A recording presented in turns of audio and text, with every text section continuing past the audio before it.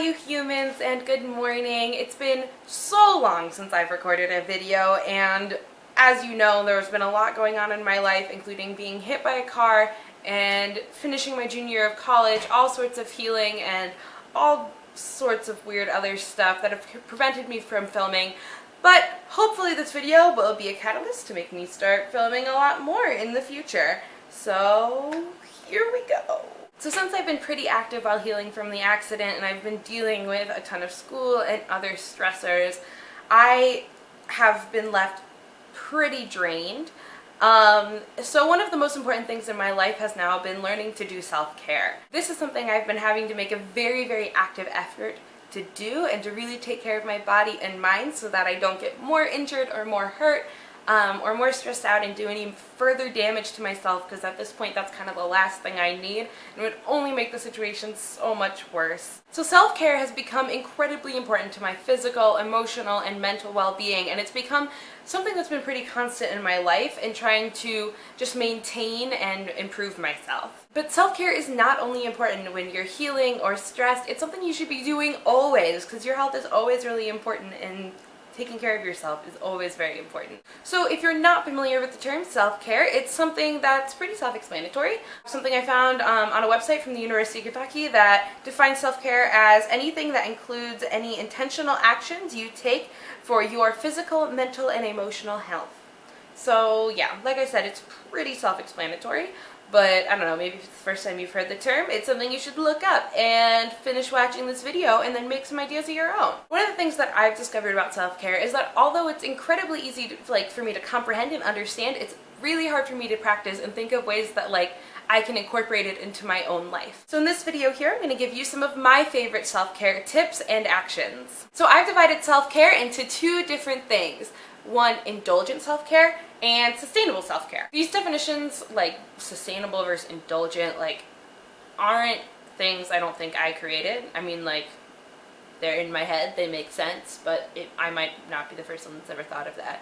But yeah, they're the terms I'm going to use today. So, yep.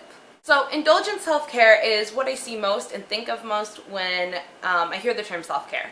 It's most of the time what I see on Tumblr or other internet sites when I'm looking at images and text posts involving the term self-care.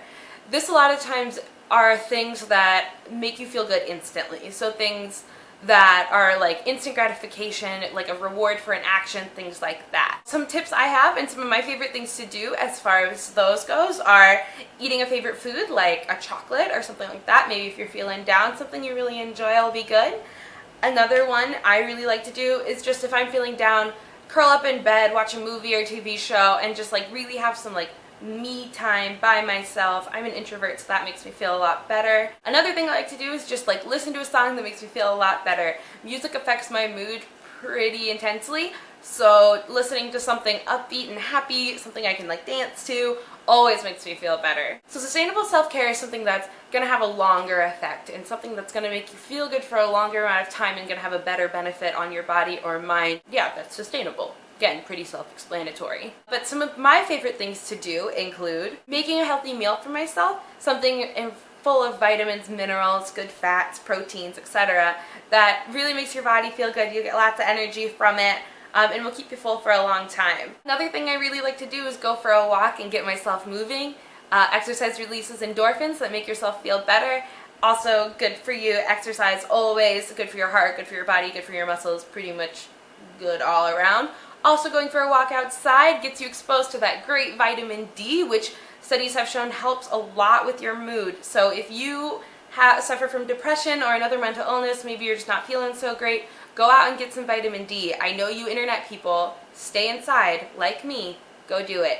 I promise it'll help you feel better. Maybe one of my favorite things to do ever, if you know me, you'll know I do this all the time, is stretch. I literally stretch constantly. I stretch in public places, get lots of weird looks. I'm if I'm home and have friends over, I'll just be on the floor stretching, watching TV. It's just something I constantly do, and I think it's a really great self-care thing because stress increases tension in your muscles, which can be really unpleasant and cause aches and pains right away, but can also have some pretty intense health effects later on in life. So it's really important to stretch that tension out. It will make you feel so much better instantly, and also doing it consistently will really help you in the long run. So I hope you like this video. Please let me know down in the comment box what your favorite self-care tips are. I'm always looking to learn more and try out new things. If you like this video, please hit the like button. It really helps me out. And then also, if you want to see more things like this, I promise I'm going to start making videos again. Please hit subscribe. Today's inspirational quote, like I do at the end of every video, is, "When the world says give up, hope whispers, try it one more time." And that is from an anonymous person, I'm going to assume, a human being. That might be a little narrow-minded. Maybe it was a talking animal. Who knows? Thanks for the inspiration, talking animal. Bye-bye!